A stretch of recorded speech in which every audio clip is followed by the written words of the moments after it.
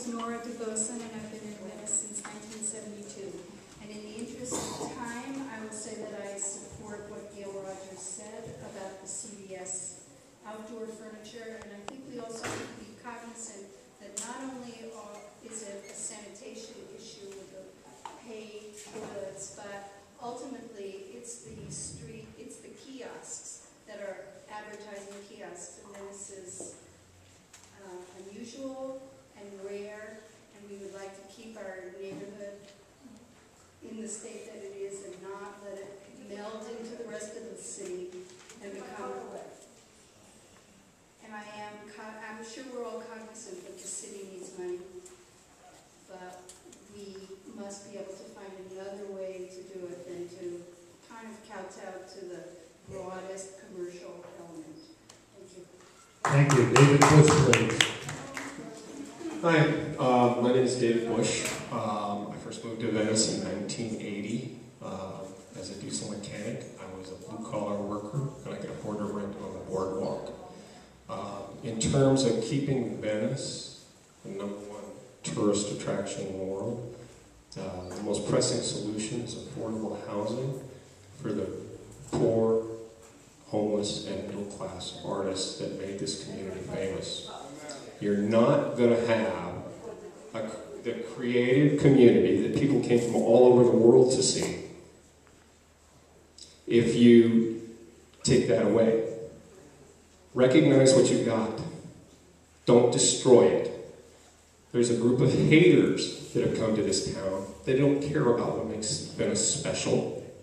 They only care about their property values for themselves. They don't care about the value of the heart of Venice. Stand for that. Stop the homeless kickout. Stop the RV kickout. Stand up for what this community is supposed to stand up for. It's a 4-letter word. L-O-V-E. Thank you very much. Thank you very much. Lyle Norland. Lyle? Hi, my name is Lyle Norland. I'm the founder of the World Peace Flag Organization.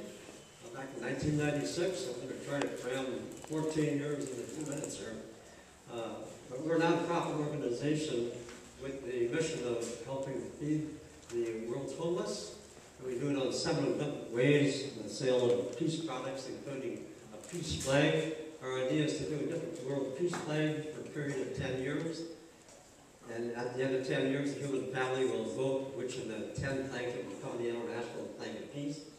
The last 10, 11 months, we've been working on a program just like Facebook, other than the fact that we didn't have the $500,000 that Facebook had to put it together, so we're about ready to kick it off, except we're adding one thing to it, and you might want to write this down under solutions, and that website is www.peacesocial.net, where we're about to put an affiliate program or a money-raising program where under solutions, normally what I call it is it takes money to take care of the solutions, where you can join the peacesocial.net. It does everything that Facebook does, and our affiliate program you will have the option to put in $30 a month, of which $10 of that will go to whatever cause you want, whether it be for children, whether it be for food, whether it be whatever, pets, animals, whatever it is. And then a third of it will go back to paying our affiliates, and a third of it will come to our nonprofit organization, where our ultimate goal is to build an exact replica of Noah's Ark and have it surrounded by a Renaissance theme park. 10 seconds. All of the profits from this will go to feeding and housing the homeless. Excellent. But the bottom line, if you were to start 3 people in contributing $30 per month, you would receive $486 per month. Time's up. Thank you very much. Ira?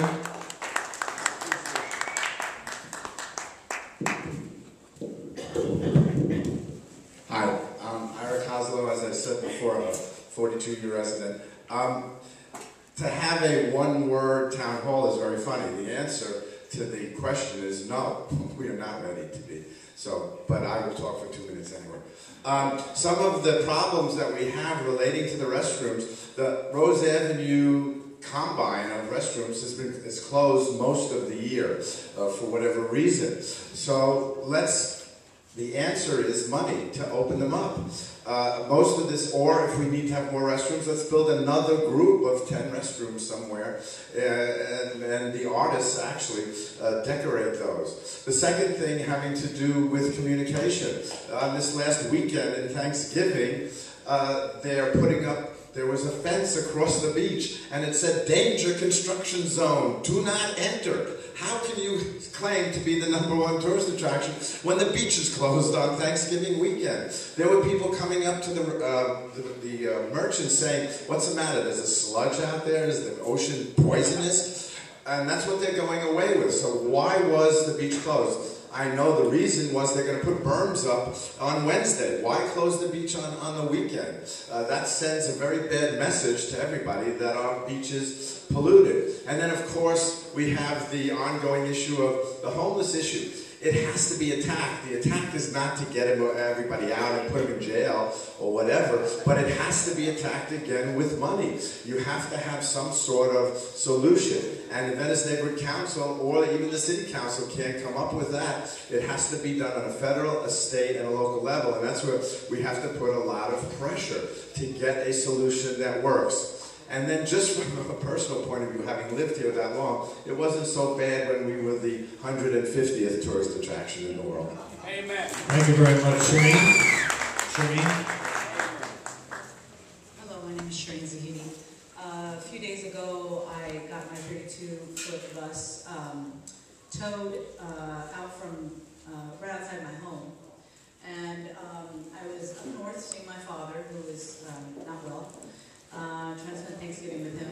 And hazmat was called for some stupid reason because a little tiny drop was coming out of the tank of my bus, my gray water tank, which was not happening when I actually left. I've had my tires slashed 3 different times, nails drilled into them. I've had eggs thrown at my bus. Initially, I got the bus because I was no longer able to afford to live in Venice. So I thought I had this great idea. I'd live in Venice. You know who those cowards are? And live close to my 3 sons. I know Abraham. That's why I'm here finally saying something. I've tried to be silent because I didn't think that actually saying anything would do any good, and I still don't know, but I'm frustrated at this point because I feel like all of us that are living in our vehicles are so criminalized, and we're just trying to survive and get along just like everybody else. We're not doing anything wrong. We abide by the rules. I go to the sewage down Play Vista every other week or every week and empty my sewage. I abide by all laws. I'm fully insured. But for some reason, there's a crew of people out there, and I wish I had the woman's license plate number, which I could just say it out loud and give it to everybody. But she's going around and casing our vehicles and trying to find something wrong with our vehicles, even if there isn't anything wrong with our vehicles, just so they can get us out of here. But my question is, what do you want to do with the people that don't have homes to live in? If this is their only shelter, is it right, is it morally right to take them out of the only place that's their dwelling, that's their home, that they call shelter? So we have to think about that. This is a very social, deep issue. I hope everybody, I pray that everybody actually puts it in their heart and thinks about it in a more holistic way, because these are our shelters. We live there. Thank you, yes, we live in our, those are our homes. Thank you. Emily Winkers.